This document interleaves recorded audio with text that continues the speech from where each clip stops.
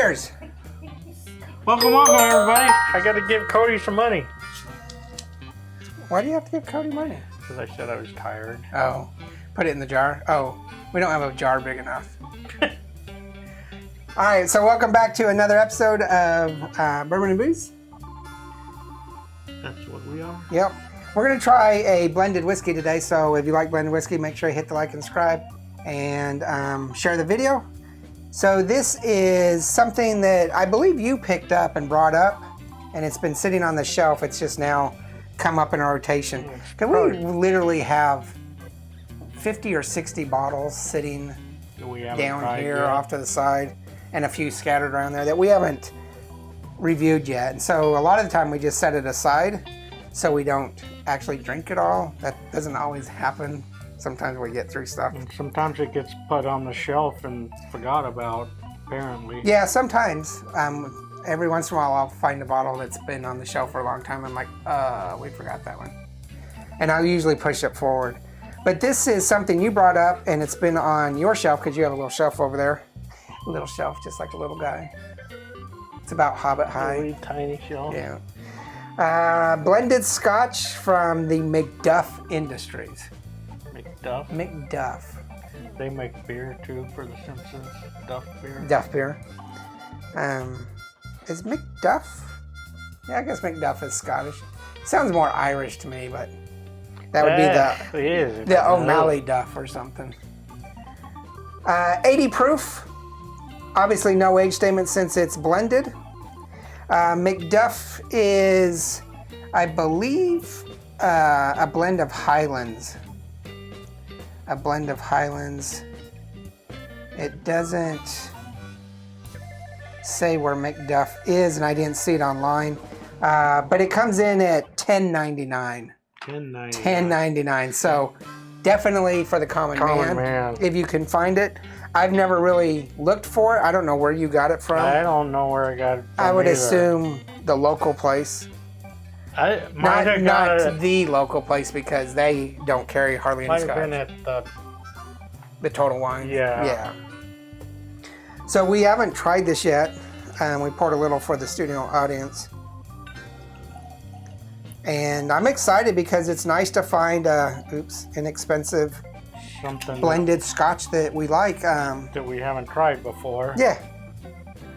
So if it's good, it'll be something that I can repeat at $10.99.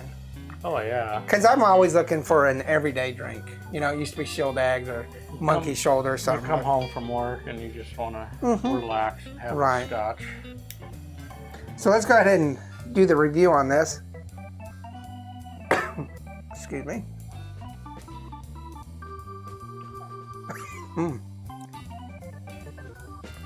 I hate allergy season. Yeah. I think we're getting some of that smoke from California because it has been bad today.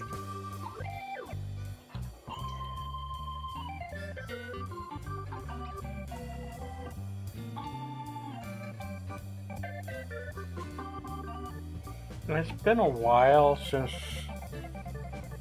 we tried that Kirkland's blended Scotch, but it's kind of like reminded me of that. Yeah, we actually have a couple of Kirkland Scotches coming up, a 12 and a 22 year, and we'll probably revisit the original blended. I think I still have some. Yeah, I still have a little bit. But just off the top of my head, it kind of like reminds me of the Kirkland, which was a good Scotch.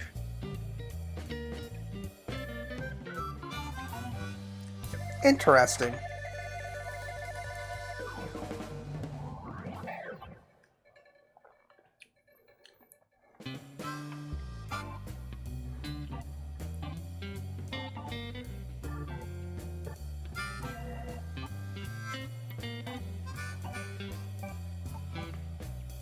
What do you think? I think for the price, it's pretty good. Yeah. So you're giving it. I'm giving him a 3. Yeah. So at $10.99, we're looking at technically a 4-barrel. I'm sure if you got it on sale, it could be a 5-barrel on the cost. Of course, this could have been on sale. No, I looked online, it wasn't. So you could probably get it for under $10, but at $10.99, it's a 4-barrel. We both give it a 3. I'm getting hints of caramel and vanilla and a little bit of kind of like a mowed grass or hay, that herbally, flowery or floral. Oh, and now I'm just getting some spearmint too. It's got a little of the caramel, but that's from the barrel. Yeah. A little bit of spearmint. As far as flavor, I gave it a little bit higher rating than you. I gave it a 3.5. You gave it a 3. I thought it was a very pleasant, smooth on the palate with that vanilla, that sweetness of vanilla. A very kind of not oily, but more watery silkiness to it. Would probably be really good with a single ice cube. Yeah. And I gave it a 3 on bite, which is what you gave it. What'd you think with the water? Didn't really change it that much for me. Yeah. It was pretty much... I got a little bit of a licorice at the end there. Not like...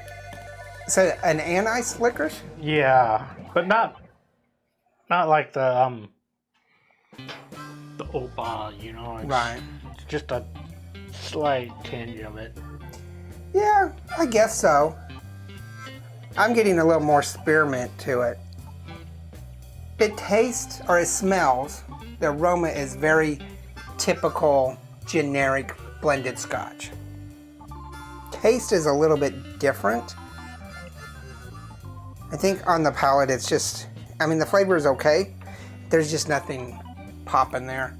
I don't think it's medicinal. I don't think it's like you're tasting any type of grain alcohol or anything. It's very Scotch. I think it's your basic blended Scotch. Yeah. And for the price, it's pretty good. I mean. So it says a selection of the finest Scotch whiskeys meticulously blended and aged in bourbon cask. So that might be some of the caramel we're getting, is that bourbon finish. Of course, almost all Scotch is in bourbon. It comes out as a 3.25, so we have leeway to bring it to 3.5 or 3. I'm kind of hedging to the 3.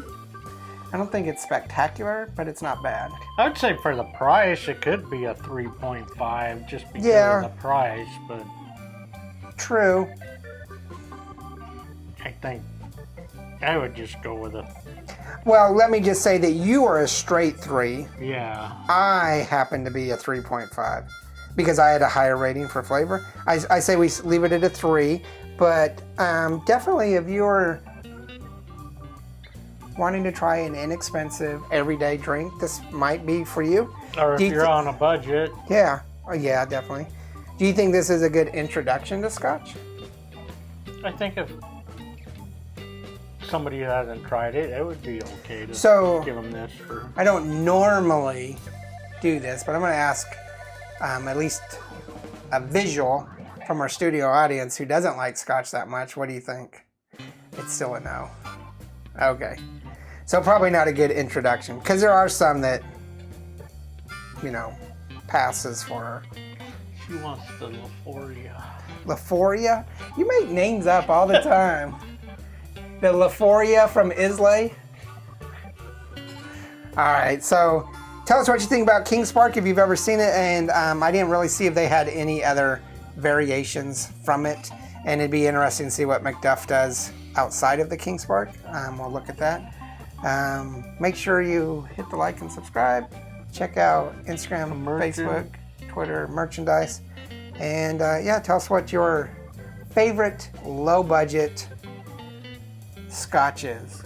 I mean, not stuff you would never drink, but favorite low. I could tell you that my favorite for a long time back in the 80s and 90s was Clan McGregor. Yeah, I got a bottle of that like 6 months ago, and it's like not as good as I remember it to be. Nothing's as good as you remember when you're in your, you know, late youth, teens, early 20s. In your ute. In your ute. All right, cheers. All right. Oh, I guess we bypassed. Remember, there's no bad whiskey. There's only good whiskey and great whiskey. This is pretty good. This is good whiskey. All right. Cheers, guys. Laters.